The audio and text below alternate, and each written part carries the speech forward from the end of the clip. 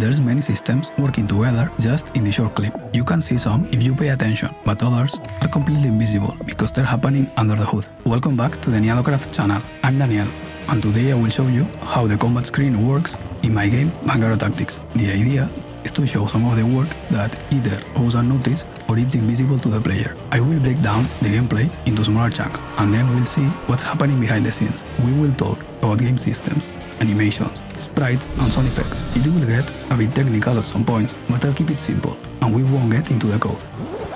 Wait a minute, why are you using an avatar? You preparing for the metaverse or what? Not really. I recorded the video earlier this year but wasn't happy with it. There were some mouth noises that are very difficult to fix, so I'm testing a voiceover setup to focus more on the audio and also to have as an option if some days I don't want to set up everything to record a video.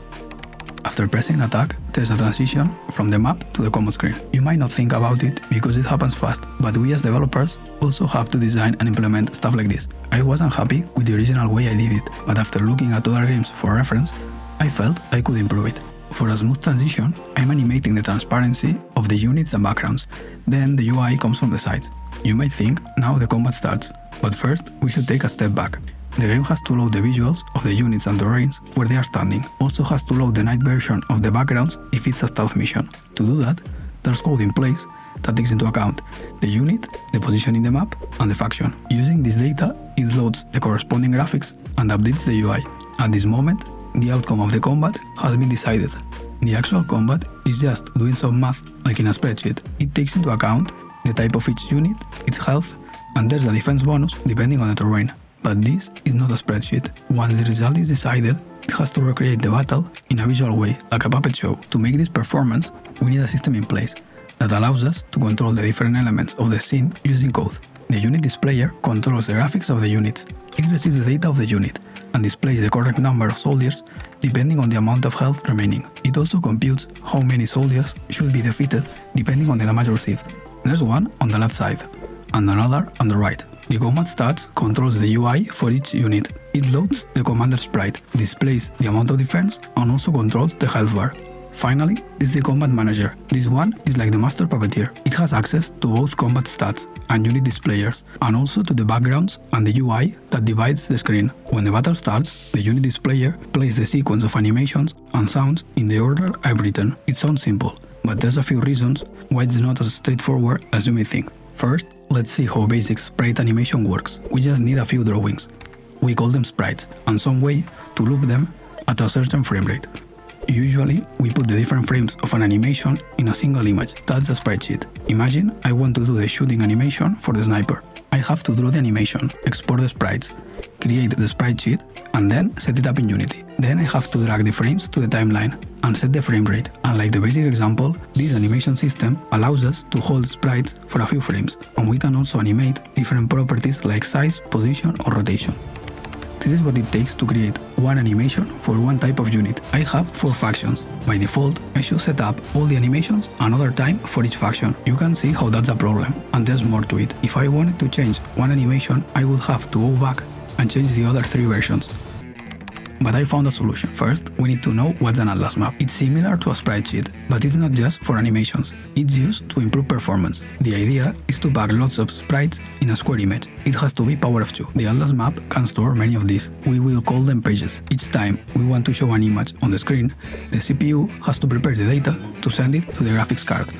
That's called a draw call. Each one takes a bit, but if there are a lot of them, it will impact the frame rate. With an atlas map, it can show all sprites in one page with just one draw call. This is oversimplified, and maybe I got something wrong, but this is how I think it works. Now I can avoid the hassle of making the sprite sheets.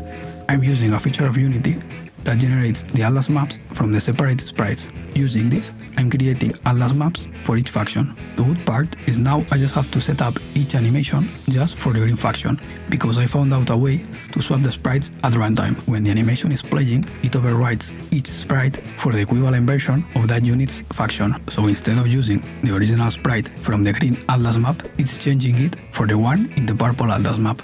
This solves the issues. Now, when I set up or change one animation, it will work for the other factions too. Whether it's a health bar or any other element of our UI or game, we can use Tweening to add polish to the animations. To put it simple, If an element moves linearly, it doesn't look nice. With tweening, we use curves instead of straight lines. A very common one is the ease in, ease out, where it starts moving slowly, gets to the max speed, and then stops smoothly. I'm using this all over the game. Maybe you never paid attention before, but it gives a sense of polish that you can feel. When a unit dies, there's an explosion, and the soldier fades away. I animated an explosion that I can reuse for any infantry unit, but I thought it would look cooler if I made the bullet shells eject from the gun. So I made a system that uses Unity's physics and allows me to drop different kinds of objects when a unit dies. At first, it was just for the bullets, but later added the helmets and guns. I will be able to reuse this system when I get around to make other types of units. Audio is one of the most overlooked areas of game development, though we know it's a big part of the audiovisual experience. On 3D games, it can get complex, with sounds coming from many sources.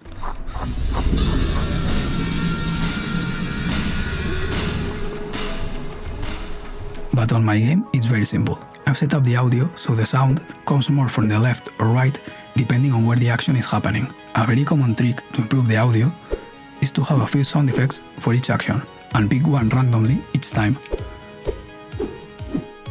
Or even just use the same clip but randomize a bit the pitch.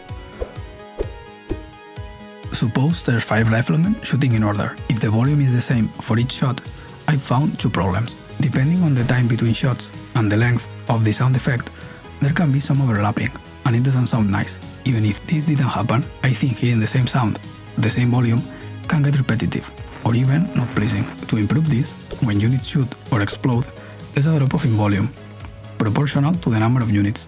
So the first sound will play at the base volume, and each consecutive shot will play at a lower volume.